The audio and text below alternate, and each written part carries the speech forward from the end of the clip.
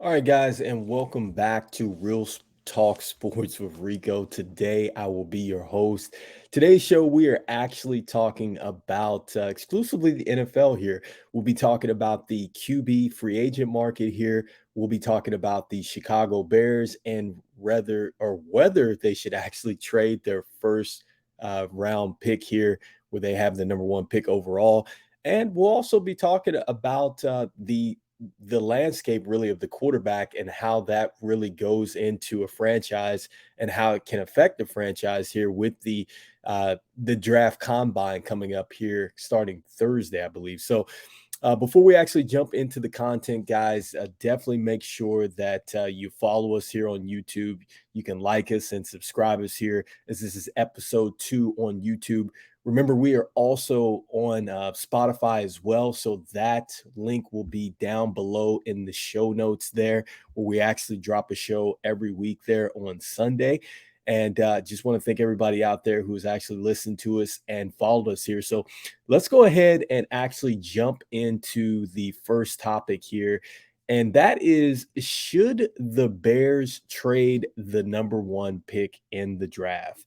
And the answer to that is yes, you trade the pick.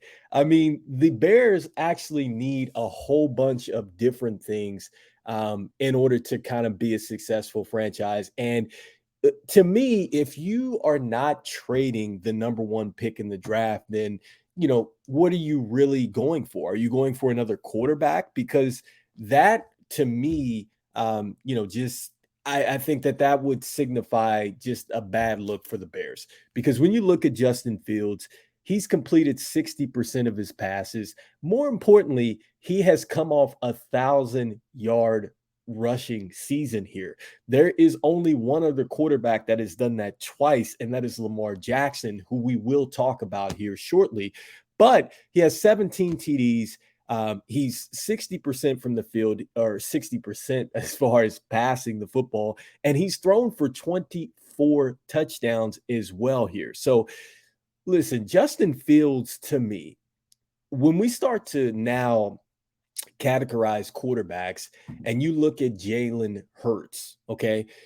Jalen Hurts was a guy that people were wanting to see, okay, is this guy really as good as he is? Let's see what happens once we start to put the right type of team around him. And you saw what happened. They went out there, they got AJ Brown, they had Devontae Smith, they had a talented offensive line, they had Dallas Goedert playing tight end out there. You had a superior defense on the other side of the football. They had a couple different backs that they used. I'm not going to say that they were elite, but you had Miles Sanders, you had Boston Scott. Like, they had multiple running backs that did multiple things as well. And then you also had the dynamics of Jalen Hurts, where you knew he was an effective runner. You just didn't know how good he was with the arm, and you got a chance to see that. Chicago, even though it looks bad and they lost their last 10, Justin Fields is a guy that I was very high on and I still think is very, very good, because Justin Fields, to me, is on that same type of, I think he's on the same path as Jalen Hurts. Right now on the roster, Chase Claypool is his number one wide receiver. The Steelers, no disrespect to him, but the Steelers traded him away. And remember, Chase Claypool had, I think, maybe 1, 2 big games there in his rookie season coming out of Notre Dame. Everybody thought that he would, be the number one guy, and he's not, and so he went to the Chicago Bears. I'll give it to him. It was mid-season. But to say that, that's going to be the legit number one, I'm not sure of that. I think that you go ahead now, you trade off the pick, you get a lot of help around Justin Fields, and you will see how good Justin Fields is. But you do not quit on Justin Fields and take a quarterback at number one at this point in time in the draft. And to further kind of add to the point here, let's look at what has happened in Chicago basically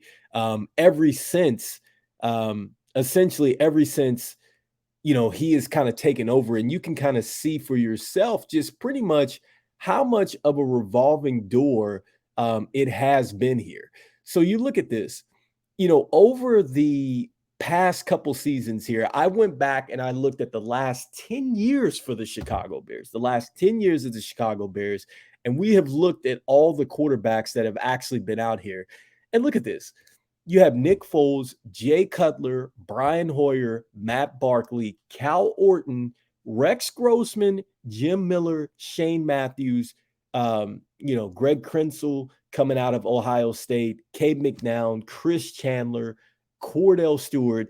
I mean, these are just a list of starters that have played for the Chicago Bears. And out of this list, I believe Mitch Trubisky was drafted there from Chicago. And also, too, I believe Cal Orton back in the day was drafted there as well.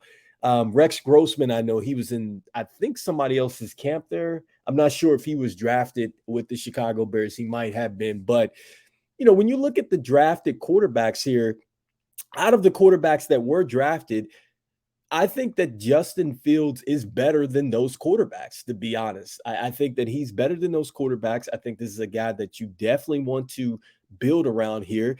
And I mean, this is his next coaching staff and general manager, and he's only been there for 2 seasons. So you have got to give this young man a chance to go out there and win some football games. And, look at what Matt Nagy was able to do with Mitchell Trubisky here. Imagine if that type of offense was built around Justin Fields here, a different type of ball game here. So I'm high on Justin Fields here. I think that you absolutely go ahead and you trade off the pick here and get multiple picks and get help for this guy. Next up here, let's talk about the free agent market here in the NFL and what a free agent market it is right now in the NFL. When you look at the list of free agents here, starting with probably the biggest name out there, and that's Lamar Jackson here of the Baltimore Ravens. And so, the question is, are the Baltimore Ravens going to franchise tag him here? Are they going to pay him the guaranteed money, which I think that's what he wants there? And to me, this kind of has the same type of feel as what happened to Kirk Cousins in Washington here, where the team essentially didn't want to pay him. They kept franchise tagging him, and eventually they moved him. And I think that if he is moved, he's obviously going to be effective for any type of team here. I mean, this guy is a 2019 MVP, one of the most electrifying players in the NFL. I think anybody can definitely say that. And I definitely think that you look at this situation and he fits the mold of what, football is now. I mean, you just don't have just a drop back pure passer anymore. You need a guy that can make plays with his legs and also his arm. And that's what Lamar Jackson does. I mean, he's phenomenal, man. I mean, he reminds me a lot of Michael Vick back in the day. The way he was able to just take over football games with not only his arm, but his legs as well. He's reached the top 16 mark among qualifying quarterbacks here as far as throwing the ball, with big time plays here. I think he has a 93.3 passing grade on throws, 10 plus yards down the field here, which lets you know that he is willing to go down the field here. And the Ravens really haven't even gone out and got an elite wide receiver. They haven't got one in the past season. They didn't go get one in the draft. And at some point in time, it's like, look, if you're going to invest the type of money into Lamar Jackson, you need to actually go out there and get some legit wide receivers here. And so when I look at this situation, man, I think to myself, like, look, you have got to go out there and you have got to give this guy a chance. And I think that you absolutely go out there and you give him the bag. I'm not sure that in this year's draft, the Ravens are going to find a quarterback that would replace Lamar Jackson. And to be honest with you, if they're not going to pay him, they have to trade. And they're going to have to trade for a quarterback that can win right now. Like I said, there's no way that you're going to find something in the draft right now that's as good as Lamar Jackson here. Some of the other names out there, let's look. Next up, you have Geno Smith. Now, Geno Smith at 32 years old, 10 years in the league here. Certainly, it's crazy to think about it, him having a breakout season, but he did. And it wasn't like it was a fluke either, guys. I mean, this guy right here, he had an 87.6 grade from the clean pocket here, which ranked him ninth and 12th, respectively, here. He had 14 touchdowns here on throws 20 plus yards down the field. So he got a chance to really show you that the guy has a big arm here. He was a lottery pick, coming into the NFL for the Jets. It just didn't work out here. And look, he went over there to the Seahawks. Here's a guy that he was expected to be competing with Drew Lock. And I thought that he was going to win the job. I thought he was the better quarterback. He definitely showed it. But not only did he show it, but they went out there and they won some games here. And this guy, to me, at this point in time, is a guy that I'm for sure you want to go out there. You want to resign this guy here. He had an 85.8 passing grade against the middle of the field, against opposing defenses here, which kind of illustrates, man, to the fact that this guy not only was you would think in Seattle's offense he would be dinking and kind of dunking the ball down the field. No, you would think that he would hide behind the running game. That didn't happen either. He opened it up. He went down the field with Lockett and Metcalf there. And, they had Walker playing running back as well. And he also made it happen with his legs here. So here's another guy that is intriguing to me. I think that Seattle has to hold on to him at least for another year or two here. Maybe you get a quarterback in the draft here that you can possibly, nurture and build up here at this point in time. But I think Geno Smith stays put where he is at in Seattle. Next up here, you have Derek Carr. Very interesting, man, because Derek Carr, when you look at it, Derek Carr has been in the top half of the league in quarterback play. And he's wanting, I think, something like, 35 mil or something like that. Here's a guy here that is ranked ninth in his passing grade at 86.3. He's been ninth in yards per attempt there at about the 7 yards.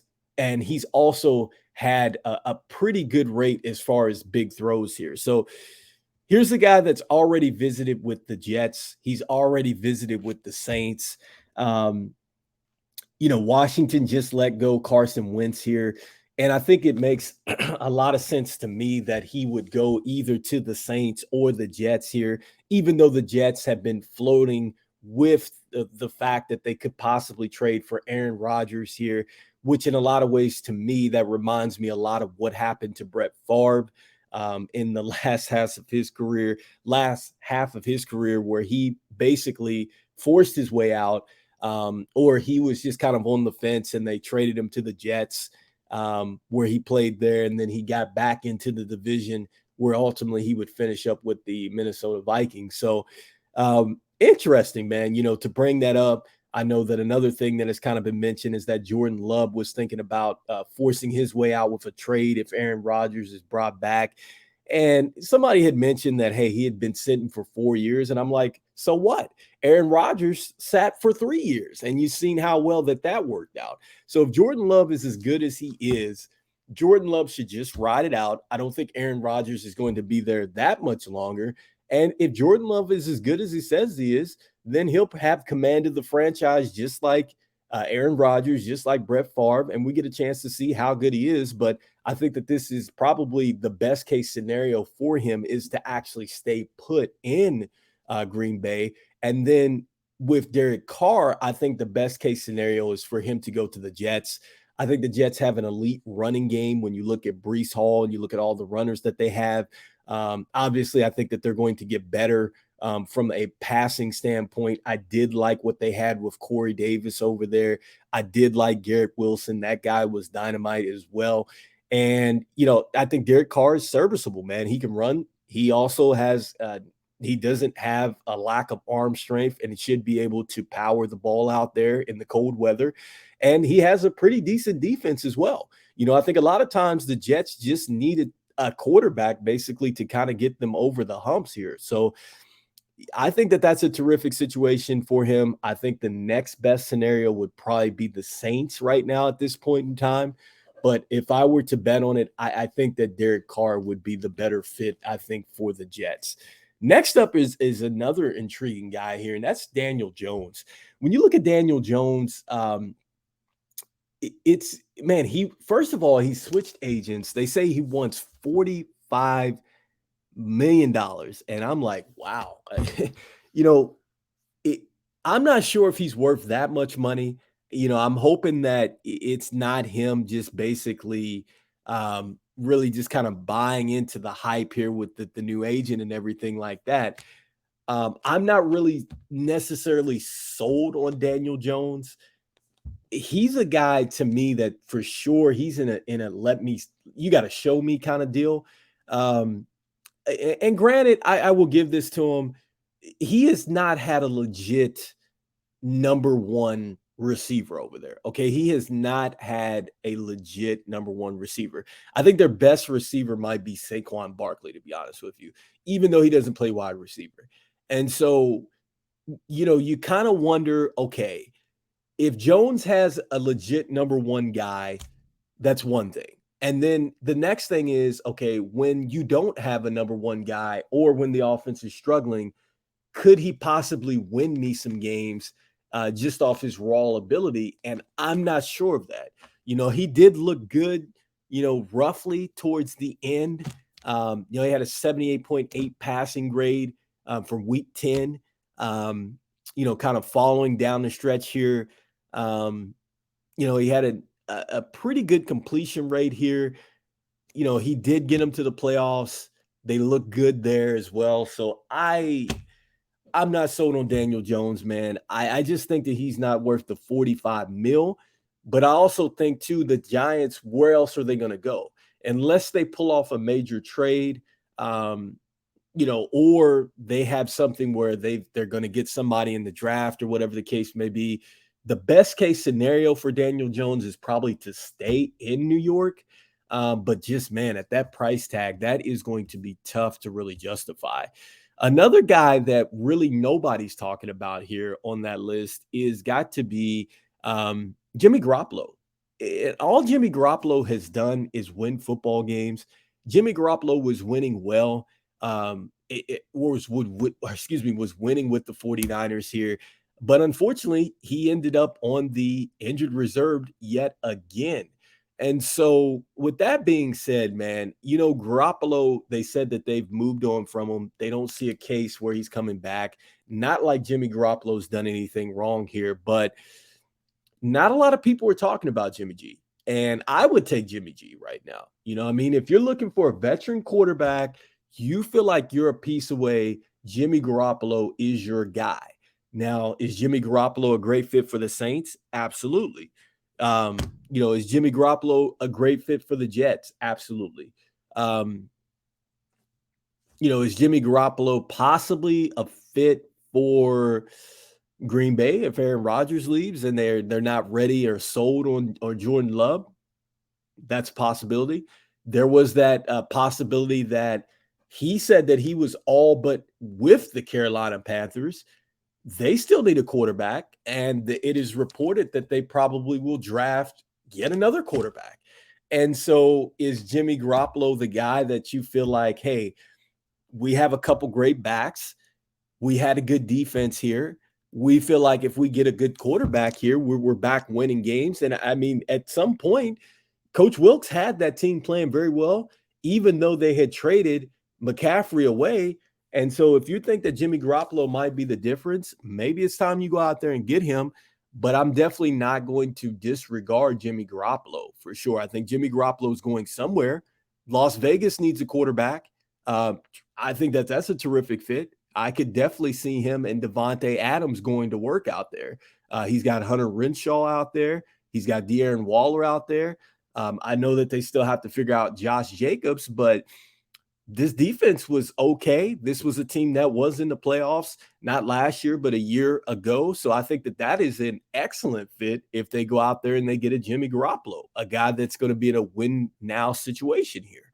And lastly, Jacoby Brissett with the Cleveland Browns here, I think is another guy that's intriguing to me. Jacoby, the one thing I'll say about him is he's solid. He doesn't do anything that's great down the field, but I think that the best case scenario for him is probably like the Houston Texans. I think that he would be a terrific bridging, kind of the gap to the rookie quarterback that they ultimately are going to draft. I do feel like the Texans are going to draft a quarterback, but I don't know if that quarterback's going to be NFL ready just yet. So that's one of the things where I would say Jacoby Brissett would be a perfect guy here, to possibly start here and, definitely hold down the fort here. Maybe it's an extended amount of time here, but for sure, I definitely think that that's the one place that he can start. I think it would be an excellent option for him if he were to possibly get a backup role with like Dolphins or something like that. With the shakiness of Tua, here's the guy that I think if he would have started in the playoffs, it might have been a different game. It's a different game because Miami definitely, they have some weapons out there. You put a guy like Jacoby Brissett out there, he could give a team a run for the money for sure. So I think that that's kind of where I'm seeing Jacoby Brissett possibly fall here. And lastly, I want to kind of bring up the last thing here today, and that is a franchise quarterback. And this is the real talk segment here. As we go into the NFL draft here, the one thing that I will say, and I've heard so much here, because people are talking about Bryce Young and they're talking about, how small he is and all this. He's 5'11, all this, and, can he perform in the weather or whatever? This is what I'm telling teams. If you have a franchise quarterback or you think he's a franchise quarterback, go get him. Go get him. Okay, go get him. Because here, I'm going to let you in on a little secret here. Teams that win the Super Bowl have a franchise quarterback. Go get you a quarterback. And what do I mean by that? Over the last couple seasons, I have gone back here and looked at basically what has happened over the last 10 years. Okay. In the Super Bowl, you have had quarterbacks that were franchise quarterbacks. Okay. Tom Brady, New England, they beat the Rams. Okay. He was drafted by New England. You look at Tom Brady again against the Panthers. Okay. That's another name. Ben Roethlisberger beat Seattle. A drafted quarterback there by Pittsburgh. He's a franchise quarterback. Eli Manning, New York Giants beat the Patriots. Franchise quarterback. Peyton Manning with the Colts beat the Chicago Bears. Franchise quarterback. Drew Brees, he was with the Chargers, got a shoulder injury, right? Traded him out for Phillip Rivers, a franchise quarterback. Aaron Rodgers beat the Pittsburgh Steelers, franchise quarterback, right? Russell Wilson, drafted, third round, behind Andrew Luck and RG3, franchise quarterback. Joe Flacco at the time with the Ravens, they drafted Joe Flacco high, franchise quarterback. Even Colin Kaepernick, who was in that Super Bowl against the Ravens, drafted by the 49ers. He was a franchise quarterback. Cam Newton, beaten by Peyton Manning and the Denver Broncos, franchise quarterback. Patrick Mahomes, franchise quarterback. Matthew Stafford. Honestly speaking, he was a franchise quarterback. Detroit had him. It just didn't work out. The Rams got him. Franchise quarterback. Point being, guys, you have to have a franchise quarterback. You cannot continue to go out and have a Band-Aid job and think that you're going to win Super Bowls or you're going to win a playoff series. You might win a playoff game. You might make it there, but you're not going to win the Super Bowl unless you have a franchise quarterback. And so that's my biggest thing here. And that's the real talk kind of comment of the day. Make sure you go out in a franchise, get a franchise quarterback. You look at Washington. Washington just let go of Carson Wentz. They just got Carson Wentz a year ago, right? They had Tyler Heineke. They didn't start him, right? They benched him. They don't have a franchise quarterback. Are they going to get a quarterback this year? Are they still not making the playoffs or getting early exits? Absolutely. You got to get a franchise quarterback. And so, with that being said, guys, that is today's show, man. Basically, just covering essentially, the NFL here. Keep in mind that we do have the combine coming up, so we definitely will be talking about that. You can check us out on Spotify. You can check us out on Anchor there. We'll have that below in the show notes here, so you can check that out here. Um, as far as this is concerned here, make sure that you press like and subscribe below, guys, and follow the channel here. And for myself, this is Rico with Real Talk Sports, and we'll see you again on the next episode. Take care.